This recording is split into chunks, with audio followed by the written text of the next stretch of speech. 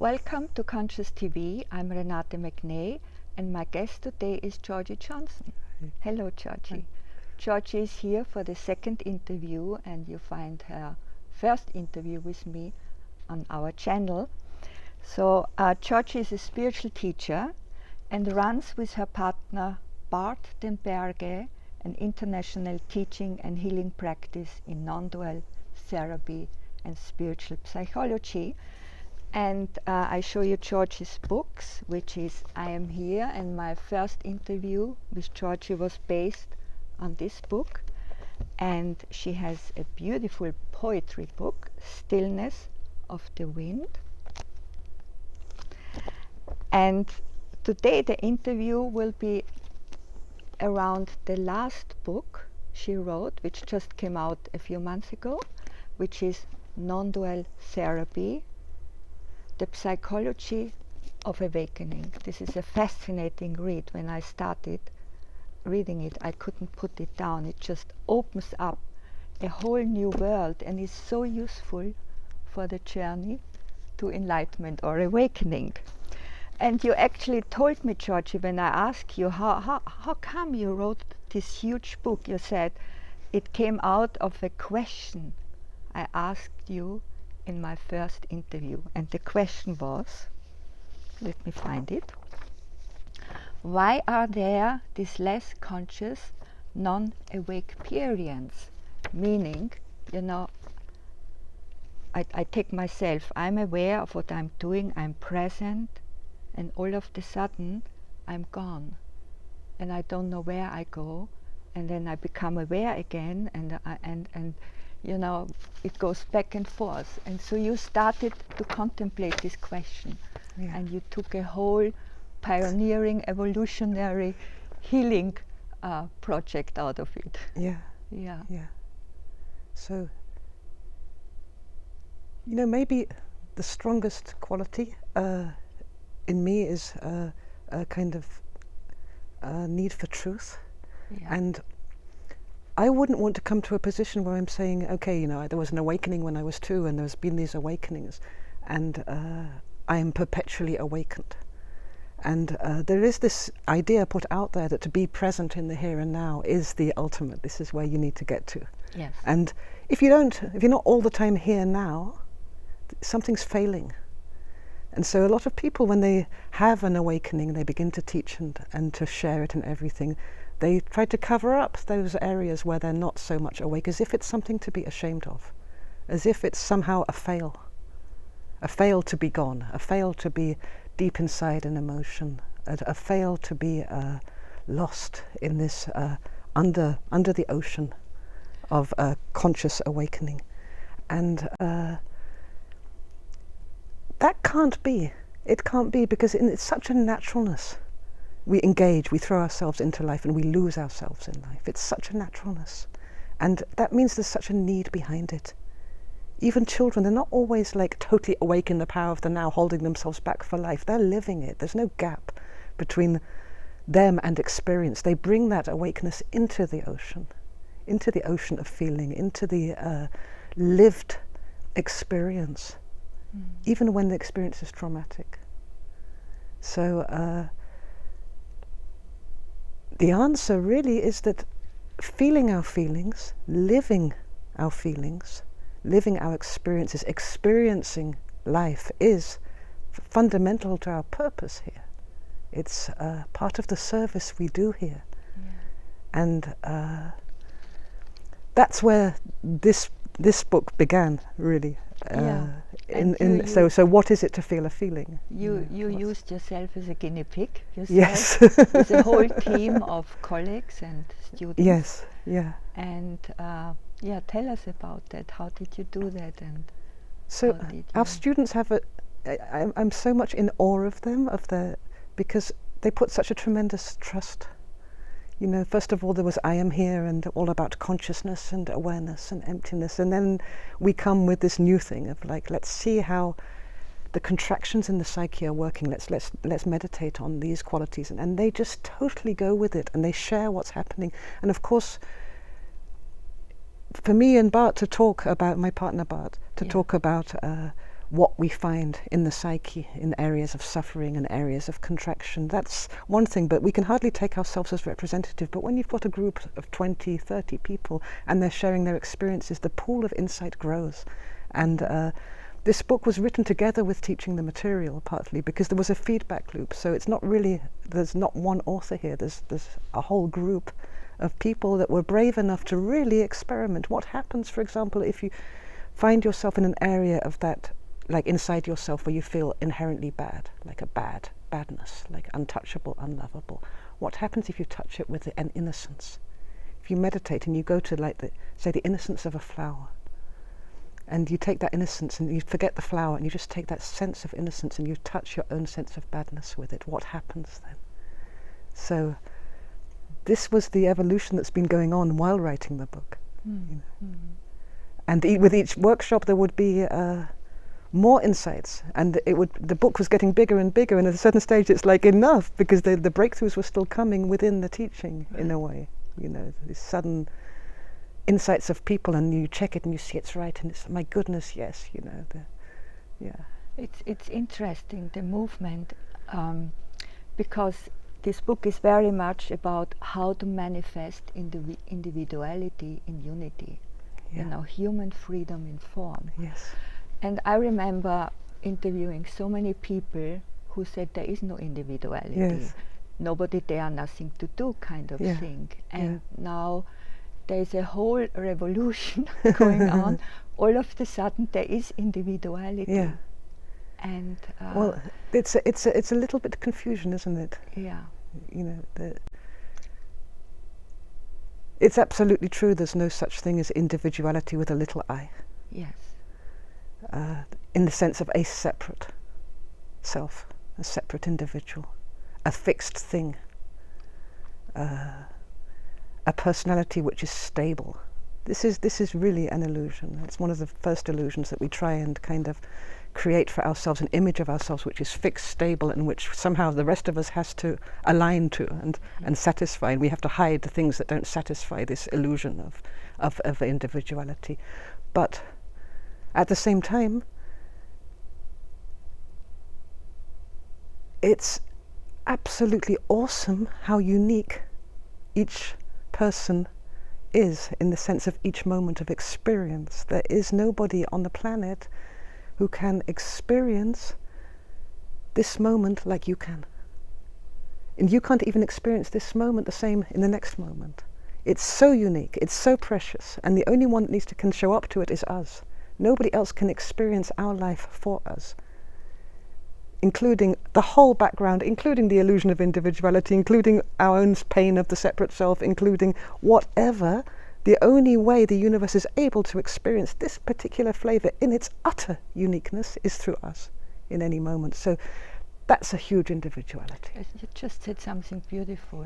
Yeah. That is how the universe is experiencing itself. Yeah. Yeah. Yeah. And this is something so huge. Yeah. Yes. Yeah, that the universe wants to experience itself through us. Yeah, and that's a two-way street. So, Yeah. you know, in a way you could see the individuality, the kind of natural uniqueness of an individual as being more like a flute, a channel. So all of the impressions coming in are being experienced by the universe on the other side of the channel. Incredible desire to experience whatever is happening here. But it also goes the other way, because with every receptivity there's also a need to express. The channel goes both ways. So there's also a tremendous pressure in us, and right now especially women, because it's been blocked, the channel of expression, to express, to share the qualities, like from the universe into the world. It goes both ways. You know, every movement of expression is a movement of receptivity at the same time.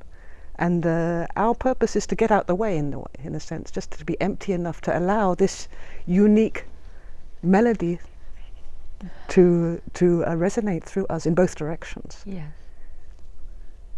Does that make sense? Well, that makes the question is then how do you get out of the way? And Yes. Here, your book comes in. Yeah. Yeah. And I just, before we dive more into that, can you tell me how your findings impacted yourself, your own life? Or is that a too difficult question? Well, maybe the deepest impact is incredible affirmation of my whole kind of life story in a way. The more I wrote and the more it unfolded, the insights into duality and non-duality, the healing power of non-duality, the healing power of consciousness, the more it was as if my whole life has been planned on writing this book. You know, from the traumas that happened, the losses that were there.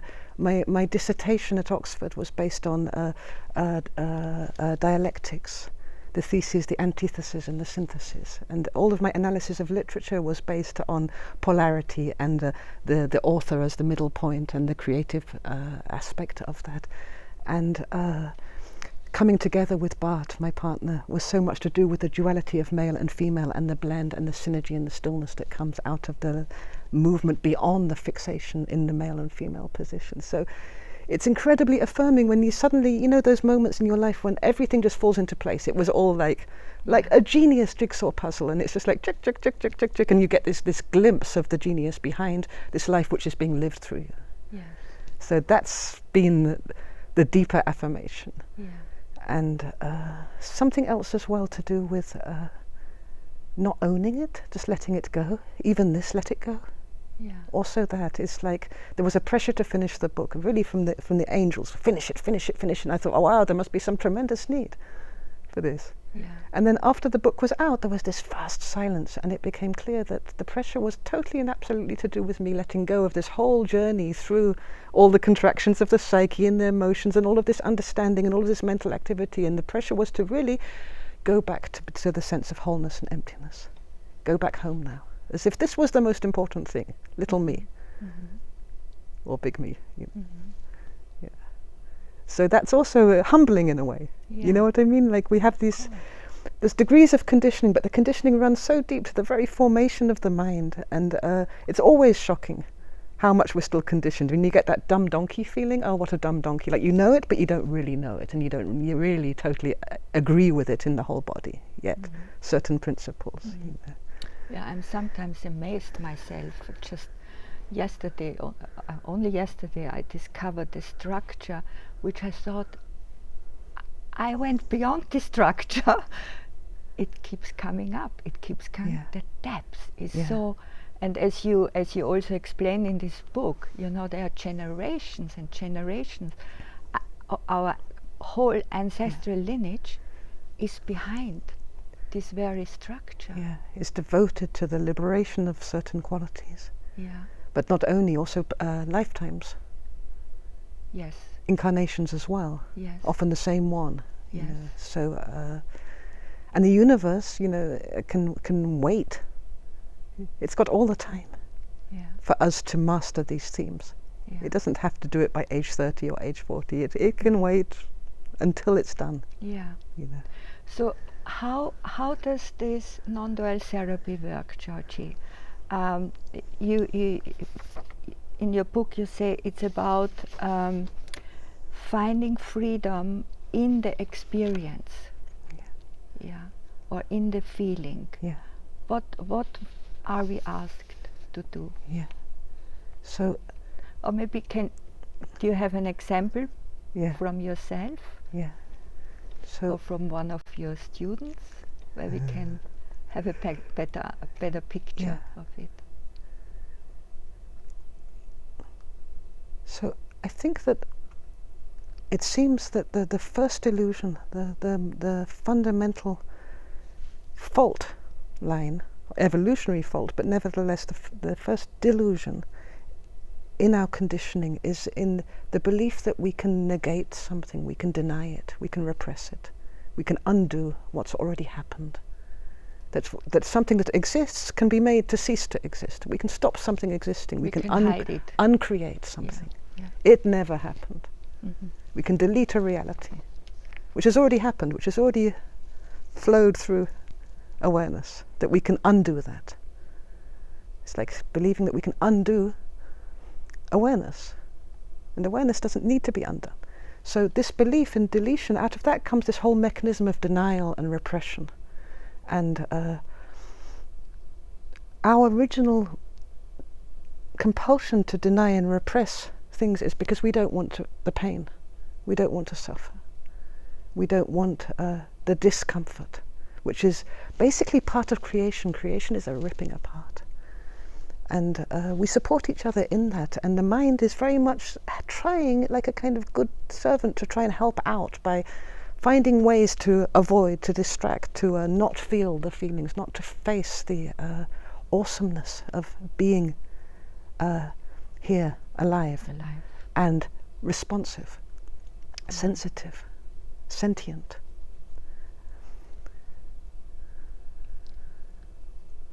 So this belief that we're able to undo splits us from what we're anyway already feeling. And it creates a kind of lie. And it splits the psyche into two. And of course it's very connected, this belief, with the belief in death, that death is the end of everything. So part of where this kind of broke through for me was after my father died. He died of alcoholism, and I didn't see the death. There was already a divorce, and in a way I'd seen him just beforehand, and it was like my world split apart into like mother and father, two different realities, and like a trauma, which kind of it's as if everything was held together like this, and suddenly the whole universe slipped apart, and all there was this like absence of not knowing nothing, the collapse of a psyche at like age 14. And then 6 months after that he died, just from pure weakness of the body, of severe alcoholism. And I moved into this place of like utter shock. So for about 6 months I was listening to classical music, just locked alone in a room, and contemplating death, mortality, because if he could die, that meant that I could die. And this was so utterly shocking, because at the same time I felt he wasn't dead, and I was listening to crucifixion music and just going deeper and deeper into this horror, trying to grieve, trying to let go, but not knowing what to let go of, because he still felt like he was there as much as he'd ever been there, which wasn't a lot, but it still felt like it felt impossible, like on the level of the heart. And yet there was this death. I'd seen the coffin being carried into the crematorium, you know, and this little coffin, because he had a little body, you know, and the shock of it stayed so existentially. And I was reaching out for him, like into the universe, reaching out, but much more also reaching out for answers, like to this pure sense of absence, total absence. Like there is something in death which is pure nothing, nobody, nothing, absent, no presence, absence. Like there is presence, the great presence we all talk about in non-duality, and there is also this great absence, this rip in the universe which is part of creation, getting ripped apart. So it's there in the death atmosphere. And at a certain stage, because it wasn't coming anywhere, this grief process, you know, I was back in Belgium again, my father had died in England, I was alone in it, and just grieving and trying to cry and being in shock for months. At a certain stage I said, that's it, I'm going to kill myself, I'm going to do it. Oh wow. And I went to the kitchen, and it was really a little bit sad, you know, I was like 14 and got a big carving knife. You know. But what was the very thing? What gave you the impulse to this idea, I kill myself? What was it? It was kind of drama queenie, a little bit. It wasn't like I was really going to do it. Yeah, it was like a dissociation, like I'm witnessing my life, and now it's going to come, I'm going to make myself feel this, so I'm going to get through somehow, so I'm going to test the camera which is on the wall, and I'm going to take a knife and I'm going to do it. And so I went to the kitchen, I got this big knife, I went back to the little television room and took this knife and took it to my wrist, and I could feel the cold blade on my wrist. I had no intention of really doing it, but I was in my kind of dramatic solitude and the needing to feel the feeling of it, standing there with this knife. And in that moment I kind of glimpsed over the edge towards the other side, and this awakening came again, this like awakening of consciousness, and it was so clear that it wasn't going to make any difference, that I exist, and that what exists can't be undone. This pure existence was there, which I am, which we all are, which is, and it was so clear that cutting this wrist or killing this body could not undo existence. It just couldn't do that. Existence would continue, and I am existence. There was no way out. And it was, I even saw it in terms of logic. You know, A could not become not A, because not A depends on A in order to be. So A cannot, just through a cut of a knife, become not A. This is not possible. And it was so shocking, and then it was like the floodgates opened, and I cried and cried and cried in despair that I couldn't end it. There was no way out. I had to turn around and take responsibility. There was no negation. So after that, people at school would say to me, "Oh, you just believe in God and all of this mystical stuff because it's a way out, because it's an escape for you." And I'm like, it is so much not an escape. If I could cease to be, if I could cease to exist, that would be heaven. If we could be nobody, nothing, nowhere, in this moment, if enlightenment meant that we cease to be, then we would evaporate, wouldn't we? The whole thing, the physical body, the psyche, everything would evaporate. The moment somebody is enlightened, the Buddha would have evaporated, Nisargadatta would have evaporated. It's fundamental to our purpose to allow that there is no negation, and that it is here to be lived, also after death, together with the absence, because even in that absolute sense of absence, there is this awareness. The awareness of absence. Maybe it's the purest awareness, the absent awareness. So that insight showed up very strongly in the whole kind of psychology of non-dual therapy, the insanity of denying our feelings, the insanity of taking energy that's arising, like anger or shame or fear, and trying to push it, to repress it, and the effect that has on the psyche when we contract energy and sit on it. You know, I was riding here in the taxi through London, and it's like watching the people with their phones and living their lives in the morning, and it's like there is this ocean of sadness. And parts of the sadness is frozen, hard, solid, it's not even feeling anymore. And on top of it, there's these people who are like trying desperately to keep the denial going, to keep distracted from this ocean of sadness and badness, which isn't being allowed to sing its song, to be free, to transform. Yeah, one thing you say is, and it's so obvious in your story to see the purpose of suffering. You know, it has a purpose, Yeah. our suffering, and it should be allowed. And I just remember something my son, my older son who died several years ago, he said once to me, "Mommy, there's nothing wrong in suffering. It's just what we think about it. Yeah, it's okay. Yeah. Just to allow it, for it to be." Yeah. And from another perspective, every moment of experience is a kind of suffering. Even the experience of love, you know, when we really surrender to love and the heart really opens, loss comes forward. Suffering comes forward. You know, too much love, you can suffer like crazy in love. It hurts to love. Yeah. And you have you also talk about that, and I also experienced that if we really let go fully into the suffering and a pain, any pain, you know, emotional pain, you drop through, and there's this field of love, which is waiting on the other side. So the first stage in, you know, when you first of all, there's an emotional responsibility. It's like because most of the time we're in the mind. It's just how we're built right now. So it's to check in. What am I feeling? So you can say, okay, what I'm feeling is this sadness. You can name it. But then the next stage is to let that sadness just be an experience without a label. Because every sadness is unique. Every moment of sadness has its own ingredients, and it's alive. It's so alive. It's so, the moment there's awareness there, it already begins to show its origin also through the body. Yeah.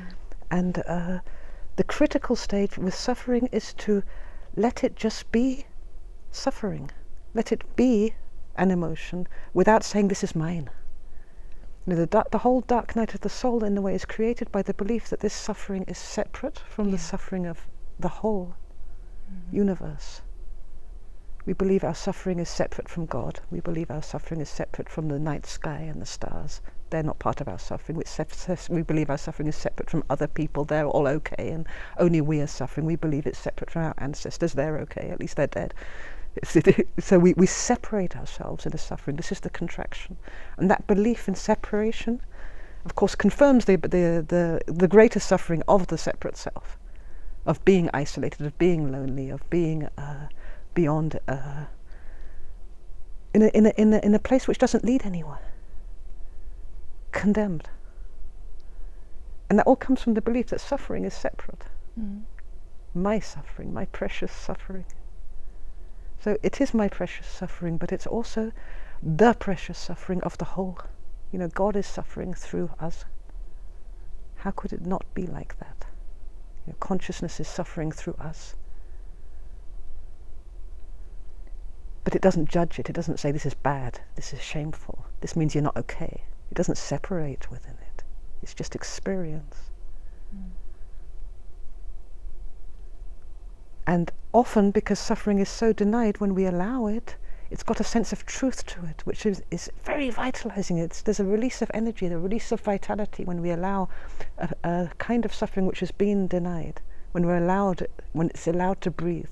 So it's also got pleasure in it. The pain has pleasure in it when it's allowed to take space and time and to release, when it's seen. So already there, something's going on. It's not only suffering. You know, take a grief process, for example, where somebody wants to move through. I talk about one person that and her baby died, and years later, she wants to be through it already. It's done. I've grieved. I've done the steps of grief. I've done this. I want it to be gone. I want this to be gone, but still, I've got this knot inside my heart. I want it to be over. I want to get rid of it. And just to say, do you really want to get rid of the one thing that's connecting you to your baby? Do you really want to get rid of it? And there's this moment, this turnaround of like, how could she get rid of the pain of loss without erasing the one thing which is most precious to her in her life? It's a package. And then there is this depth of pain and love and existential wonder inside that knot which came forward. And then suddenly it's not actually about the baby at all, it's about her own fear of death. Yes. It moves to deeper layers of fear. So the pleasure is in the pain is in the pleasure. What we do in the book is we talk more about the qualities of experience which are it's amazing. Natural to us. You have in the back, I think, 99 qualities. And contractions, associated contractions. Yeah. Yes, and I like to talk more about this contraction, because what is it that is contracting? Yes, yeah. So, you know, everything's a formulation in a way, but if you watch, you've seen in all of the interviews in Conscious TV, so many people talking about the effect of awakening, the effect of consciousness, the qualities of consciousness. And for some, they talk about peace, some talk about freedom, some talk about love, some talk about care, some talk about purity, some talk about okayness, being okay, which is a kind of innocence. And it's all of that, isn't it, in consciousness? All of these are effects of consciousness. Qualities. All of these quality experiences of a subtle nature, of true nature. Yeah. So true nature has qualities, as far as we know, as far as we can access in our experience. And somebody, for example, who's been very, very caught in anxiety and inside the busy mind, when there's an awakening, they can experience a profound peace. Because of the contraction of the conflict, the conflicting mind which they came out of, the war and surrender contraction which they came out of, brings forward this quality of peace. Somebody else who's been caught in hatred and self-sacrifice and all of this, and this melts and they can experience the quality of love. So what we talk about in the book is the qualities of true nature. We take a risk there, and it's totally up for debate, what are the qualities and how it works. But what we see is how true nature, as it moves into expression through the body and through the psychology, it gets contracted, it gets shocked. So love gets shocked and it contracts as hate or self-sacrifice. So it's like the field of what is called the soul, which is the field of experience. There are contraction happening. Yeah. Of course, we take and identify with. Yeah. And that's how we form, I guess, our individuality. Yeah. So what is contraction? It's a compression of time and space, a reduction of time and space. So it's not allowed time and space. So it's literally the denial of a feeling. So let's say you're a child and you're in naturalness and purity and living your life, and you go out into the garden naked and you have a pee in the middle of the grass and the neighbor sees it, and it's like this whole energy of shame. So there's a shock. And so what was purity, really purity, contracts into this energy of shame. So shame, in a way, is frozen purity. So when we move with the quality, with the sense of purity, the vibration of purity towards shame, it has an effect on the contraction. Because here is frozen purity, looking to come home to purity, to be free again. But it's experienced as an unbearable shame. This is one example. But the contraction itself is caught in a duality. So it's not just shame, because when shame is unbearable, we throw it outside of ourselves towards the world. And in this case, shame is thrown out as disgust. So this is an amazing diagnostic tool in terms of all the contractions. So, for example, if you get some woman who comes into a room and she's, it's totally dirty here and it's obnoxious and the toilets haven't been cleaned, and she's disgusted, what you're actually dealing with is somebody with quite a contraction of shame. So you get, in the book, in the middle section, in the compendium, you get a lot of diagnostic pointers. And what does it mean if somebody's in a contraction between shame and disgust?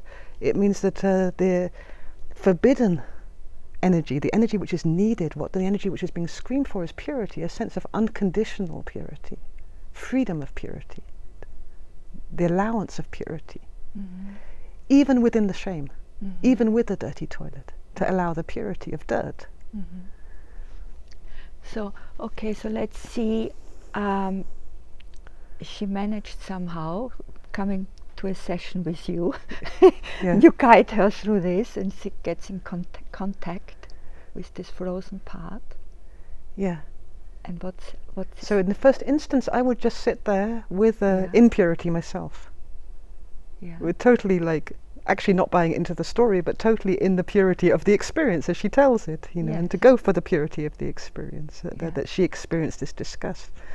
What's likely to come forward later on, there'll be a diversion, because shame is very difficult, probably to the mind, and a few criticisms of the neighbours and stuff, and then what will come forward will be self-disgust. At a certain stage she'll start slamming herself, because the split is then taken inside. It will be self-disgust, but she's not there yet at the layer of experiencing shame directly.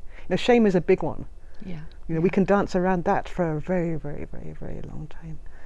And so... Yeah, but it's so deep, this structure, It started with Christianity. Exactly, in the Garden of Eden. The Garden of Eden. Yes, exactly. The shame of being seen. Yeah. So what happens in a process is that with one of the big ones like shame and disgust and purity, often if it was at a layer of being disgusted at the neighbours and stuff, and then it moves to self-disgust, often what then will come forward will be another associated contraction, or around control, and helplessness, or around despair. There will be an attempt to divert by telling some random story which has to be told, and within that story there will be a hint of the contraction which is there, which needs to be released before we can go back to the shame. So it's often a movement around through hybrids of contractions within the psyche. They're all held together. You rattle one and the others rattle as well, And each one, and there's a need to really trust the process that whatever comes forward in experience in any moment is exactly what needs to sing. So there's a radical kind of a lack of agenda from the point of view of a therapist. Just let it sing, the next thing, the next thing. Even if they tell you a random story, it's not random. It's amazing how within 30 minutes everything holds together as this beautiful logic, energetically seen, when people are given permission to feel whatever they're feeling in the moment, including the physical body. Yeah. Yeah. Yeah. With shame, for example, they might start suddenly rubbing themselves with quite a violence. You know, there's a lot being told in every moment in a therapeutic context. So if somebody does non-dual therapy, the first question is, do they have to have some kind of awakening beforehand, or can it lead to awakening, fully awakening? You know, if we rattle through this whole 99 contractions, are we the future human being, the complete human absolutely being? not. We are. How does it help us live this life? Yeah. So the beautiful thing about it is that it's both. It's really both, you know, and more than anything else, it's a movement of compassion, because we really suffer, and sooner or later we do fall into our dark nights and into our anxiety and into places of despair, and we do suffer loss. It's inevitable, or fears of insanity, or even borderline insanity. All of this is on our pathway, and this is a way to make it bearable in the first instance. In terms of a spiritual way, so many people are awakening out of conditioning, because the conditioning gets ridiculous. It's really crazy, you know, ridiculous commercialism and consumerism and Donald Trump. I mean, it's silly already, the status quo. So a lot of people are awakening, and but they awaken, and this awakens also all the contractions. And so it's very nice to know that you are one consciousness and liberated, but then how to live, and how to navigate in a way which is worthwhile for the whole, which is what we all want, really, is to be of service to the well-being of the whole. So post-awakening, it's very, very helpful, but it also helps to awaken, because a contraction will draw us in and will put us in a place of limitation. It will draw us into a place of limited time and space, and a sense of slavery, a sense of non-permission to be whatever we are, a kind of the pressure on us to conform. And this is the, you know, what's dressed up in capitalism as being individuality is actually an enormous pressure to erase individuality and to conform, to be uniform, to be the same as the neighbors, to have the same salary, to have the same kind of car, to have the same phone, to be non-individual, to be conformed, to be uniform, rather than to be unique. And this pressure is enormous. But using fear, threat, greed, judgment, and playing out through the social field. So it can be very, very hard for somebody to release that with all of its fear and depression in order to experience any kind of spiritual awakening. So this can really switch the perspective just by being allowed to be whatever you are, without judgment. I'm radically not into measuring enlightenment and saying this one's more developed and this one not, because even people from the most broken, objectively places can awaken like nothing. But that doesn't mean that the work of the psyche isn't going to happen anyway. It is.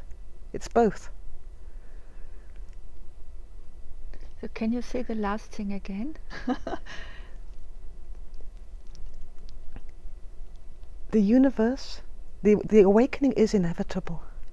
And there is no more or less developed. Somebody who's really, you know, rock bottom idiot Joe, not interested in spirituality, nothing, can awaken like nothing in a moment.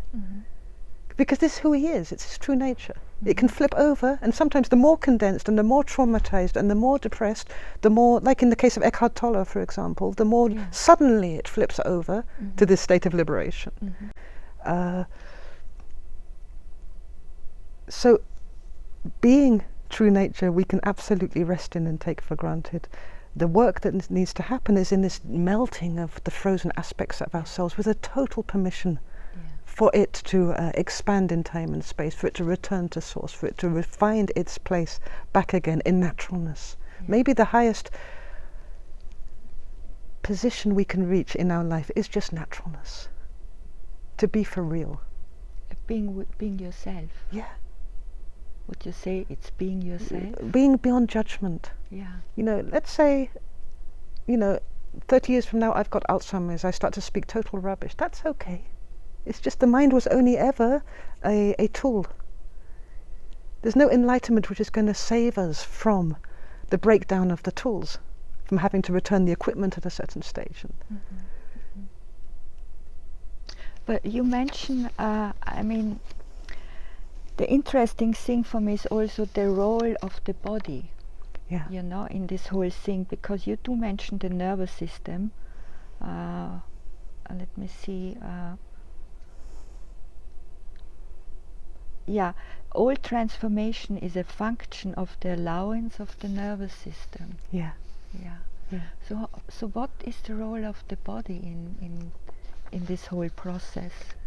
Yeah. So with our mind, empowered by consciousness, we repress certain feelings, which then will often show up, or certain themes, which will show up then as dreams in our awareness, or as background themes or background fears, but we've learned to forget them. And the more and little by little, these feeling contractions, these contractions in emotion, become less and less responsive. They become more numb. They become like blind spots in our ability to feel, like blocks. And at a certain stage, and they are location specific. For example, you believe God is up there, so the block, if it's a block with religion, will be up here somewhere, or the ancestors are behind our backs, so the block will show up on the shoulders, So at a certain stage, the body saves the day. It takes this information because it can't be got rid of, and it absorbs it into the cells, and partly because there's no feeling happening. Let's say there's a contraction here around guilt, and so I refuse to feel guilty. I'm innocent. I'm totally innocent. I fake it. I go into an innocence complex. I'm innocent, and nobody say otherwise, or I kill them. Or they're bad. So I'm not taking any responsibility for this contraction of the energy of guilt, which is here. Not that I did anything wrong. It was inherited. And so at a certain stage, because consciousness is not now going to this location in the body, my consciousness isn't going there, because I don't want to feel what's there. So it begins to be felt and absorbed inside the cells.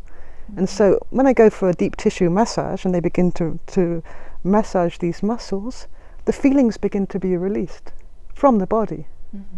So in a way, the body is holding what is known traditionally as the unconscious mind. And this is recognized in somatic experiencing and in a lot of trauma therapies, but not in the mainstream. I mean, this is really radically, truly holistic, because the brain is part of the body as well. The nervous system is part of the body. So thank goodness it has this incredible cosmic intelligence to know how to regulate the release and the flow and to protect the survival of the whole. We're with our minds, in denying our feelings, we think we're surviving, but actually the body's doing the surviving. It's doing the saving. It's trying to process the conflict through the physical. Because, let's say my guilt is stored in my hand. Well, let me take myself, guinea pig. I have this, as you said, on my shoulders, this a kind of a numbness. Now I was very interested in what you were just saying, that we carry guilt here, and it feels like I'm carrying such a burden around. And I try to penetrate that with consciousness to find out what am I carrying? What am I carrying around? Go away. And it's true. It leads me, as you just mentioned, I used to feel incredibly responsible and guilty that I was not able to make my mother happy. That is the guilt. Which I don't know if it's the only thing. And what actually started to release some of it was I started doing Kundalini yoga. Yeah. You know, and there are specific exercises which release certain deep structures. Yeah. Yeah. Yeah. So Yeah. you're right with body work and Yeah. Yeah. So with all of this, we have to be very, very careful of the double bind. You know, 'cause, you know, I want to get rid of the guilt. And why haven't I got rid of the guilt yet? So I'm guilty for not getting rid of the guilt. Or I'm guilty for being guilty. Or something's not okay with experiencing guilt. That means I'm not okay. Yeah. So So we can give it a structure to try and get rid of it, and that will be one layer. It's like the first layer. The first crust of the guilt is, you know, I didn't make my mother feel better. I feel guilty about that. But there's going to be another layer, which is the sense of badness. The sense of badness which was in your mother. Wrong. The sense of badness which was already in your mother, which you shared with her, which brings you closer to her, which maybe is totally shared also with the sense of badness in her mother. And maybe all of this is connected with the sense of badness in all of us. You know, we're all like Christopher Columbus carrying the world on our shoulders, you know, in this universal field of badness. Sadness and badness, that's humanity, you know. And when they go into the separate self, it's lonely sadness and badness. Like we have to carry the whole burden here. We don't. We're not responsible. We're not responsible for the whole of humanity on our shoulders. It's not you're not responsible for your mother. You're not responsible for keeping anybody alive. You couldn't be if you wanted to be. That's guilt. It's irrational sense of responsibility. So what we are responsible for is experiencing that sense of badness, listening to it, not doing something with it, not getting rid of it, but really drinking it, tasting it like a soup. What does, you know, my whole life I have carried this sense of badness. Maybe after 50 years, I will actually experience what it's about. Really, really sample it. What's it like?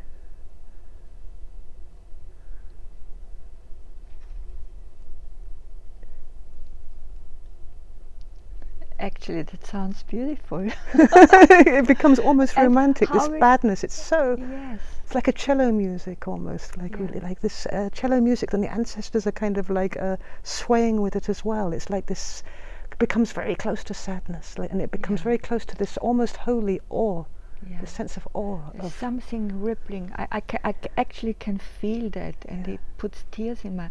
I can feel the ripple through. Yeah. So one of the errors we make, especially with this stuff, the ancestors, is secretly we have a loyalty towards the ancestors to carry the same contraction. And this works through family systems, you know. Students will often leave because that sense of loyalty that they have to continue the toxic family structure, which they believe ties them to their parents and their ancestors. So they feel they're betraying the family by healing themselves, by being free. So that sense of loyalty, that's a dialogue to have with the ancestors, because contrary to belief, we're not tied to our ancestors through our screw-ups. Our ancestors really, our mother, our mother's mother, our parents, they really, really want us to be happy and free, because that sets them free also. This loyalty is a trap. You know, we will, if we let this contractions move that tie us to our loved ones, we will find that our loved ones for real, in a much purer and natural and authentic way, in a spontaneous way. We don't lose them because we lose the contracted stuff, the patterns. So in a way, sometimes I remember one time I was meditating, and there was a whole line of ancestors here, and it was like I felt myself turning around and saying, I'm so sorry to all of these mothers. And it was like I let go of the rope. I just broke the chain, you know, the chain of generation to generation of female toxicity. I just let it go. And I felt really sorry. I really felt sorry that I had to let it go.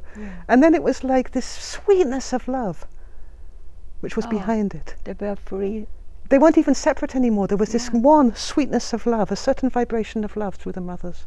Just one, like a note, like a sound, a tone of love, which was so much recognized as pure unity with my mother and with my sister in this musical note. The contraction was never needed. This takes Yes, this generation to say, okay, I break the loyalty. Yeah. I trust enough to break the loyalty. You know, this is so fascinating, this whole family system, you know, standing on the right place. And I just want to share a short story about what happened between my mother and me.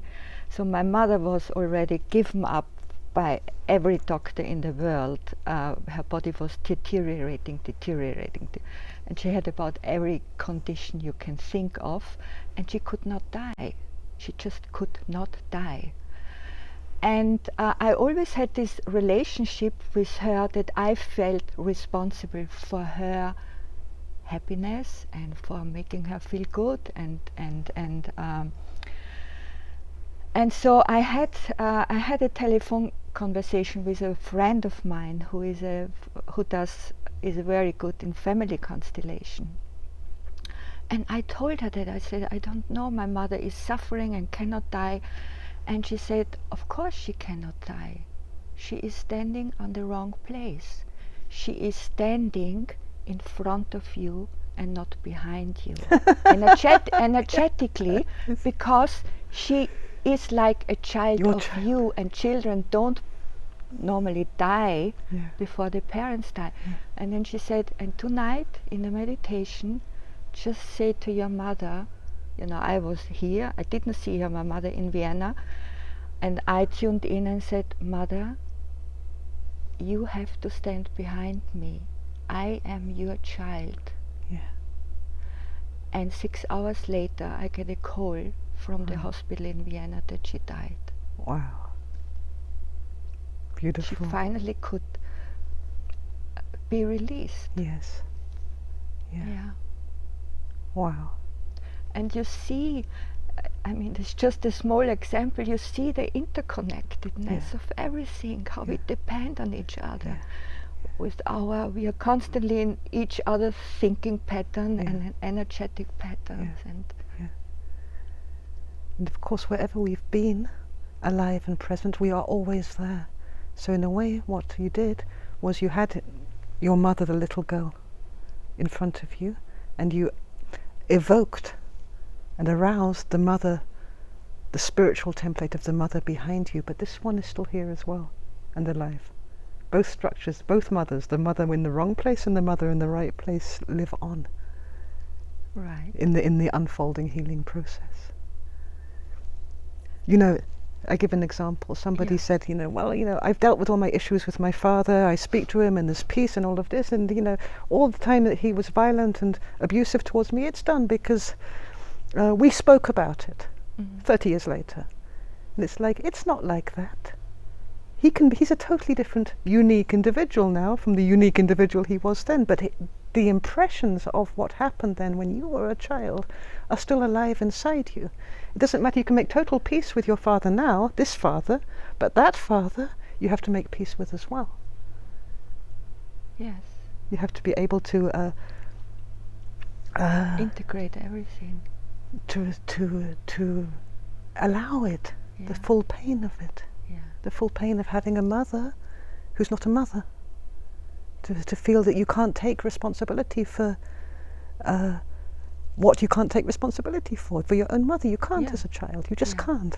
Yeah. So this is incredibly despairing and unsafe, isn't it? Yeah. I say it because it's important I think a lot of people have this experience of having to parent their parents. And it's possible to let that dynamic continue and acknowledge that there's another one, which there always is, standing behind you. Because from the eyes of the baby, the big one was always there. The disappointment is here, this one is there, and we're kind of taking care of our parents like children in the hope that maybe this will restore this one, that we won't lose this one again. Yeah. Just for the connection, right. because the love is so unconditional. Yes. Yeah.